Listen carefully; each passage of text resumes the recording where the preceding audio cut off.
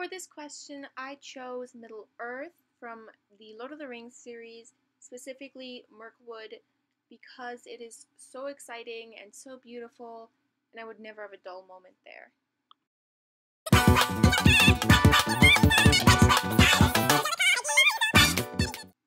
For this question, I chose a character that I really don't think anyone really notices, and that would be Narcissa Malfoy from the 7th Harry Potter book.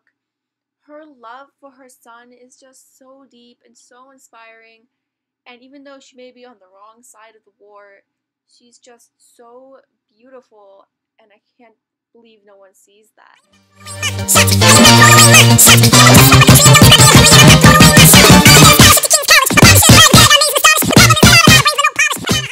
For this question, I chose Alana from the Song of the Lioness series by Tamara Pierce.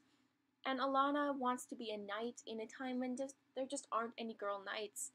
And her determination in this story is so strong and so inspiring. And she won't stop no matter what gets in her way. So I think this is the perfect answer for this question.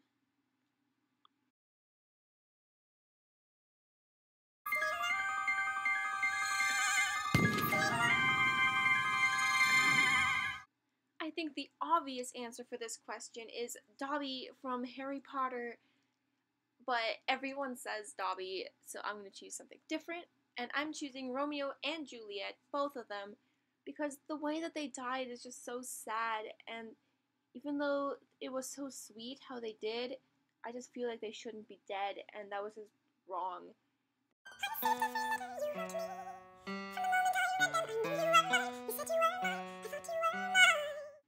This answer makes me so incredibly mad. I'm choosing Mare and Maven from the Red Queen series by Victoria Aveyard. And I know Maven lied to Mare the entire story, but when they were in this relationship, it was so sweet. And even though it ended, I feel like Maven has it in him to be this sweet character, and I just wish it wouldn't have ended the way it did. You say, the price of my love is not a price that you're willing to pay. You cry in your tea, but you hurl in the sea when you see me go by. Why so sad? Remember.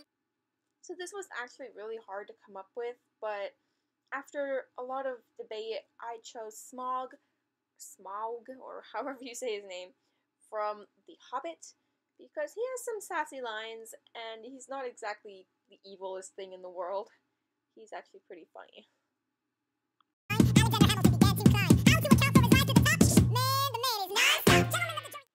This one was really easy. I chose the Blackwall Pages by K.L. Armstrong and M.A. Marr. I read these books in a span of 2 days when I was younger, so yeah.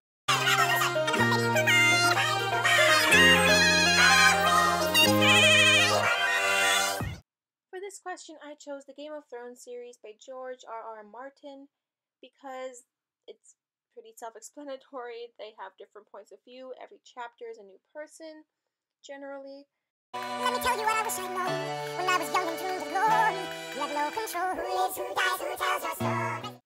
I tried really hard not to put in any repeats in this video, but I definitely think that The Lord of the Rings will be remembered throughout history, no matter what generation reads it.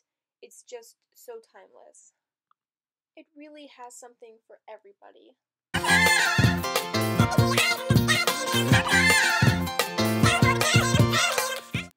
This relationship is not a romantic relationship, but a friendship, and this pair is Mary Lennox and Colin from The Secret Garden, and there's just so many things that could have gone wrong in this relationship, but instead it works out so beautifully, and I'm so glad it did because they're so great friends, and they really help each other grow.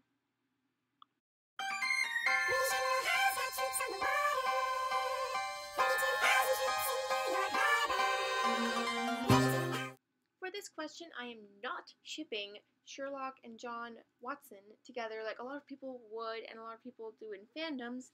I am shipping them as friends, not as partners, but Sherlock and Watson are definitely the bro TP of my bookshelf. They are so perfect together and hilarious, and I just wish they were related because that'd be hilariously funny. Can you imagine family dinners?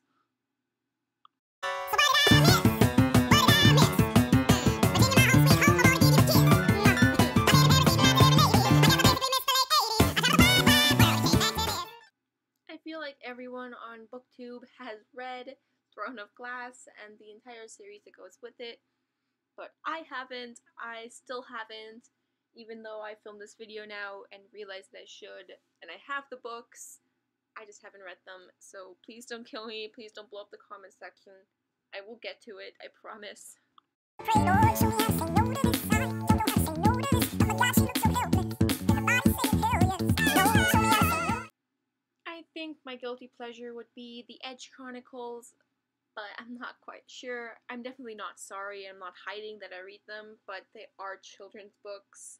And I've actually put up a review on my review blog of the book, at least book 1. You guys should totally go check that out. I have a lot of book reviews on there. You can see what I think about the book. Just shameless self-promo right there.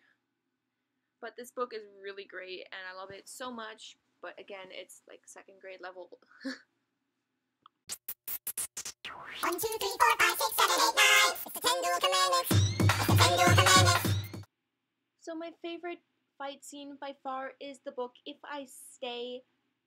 And it's actually not a combat scene. It's a book about how this girl has to weigh life and death and choose whether she wants to keep fighting after she gets into this really terrible car accident, or if she just wants to give up and die. And it's so empowering and inspiring, and I just love it from the bottom of my heart. Despite our estrangement, I've got a small query for you. What comes next? You've been freed. Do you know how hard it is to lead? This series isn't very well known. It is called The Scarlet Pimpernel, and it's about the French Revolution and this one character who tries saving all the aristocrats from the guillotine, and it's so interesting and so heart-wrenching, and it grabs you every time. And I think there's maybe 3 or 4 books in this series, I'm not sure, but I don't think there can ever be enough of these books, ever. It would never dull down to the point where it's just enough. I'm not following my shot. I'm not following my shot.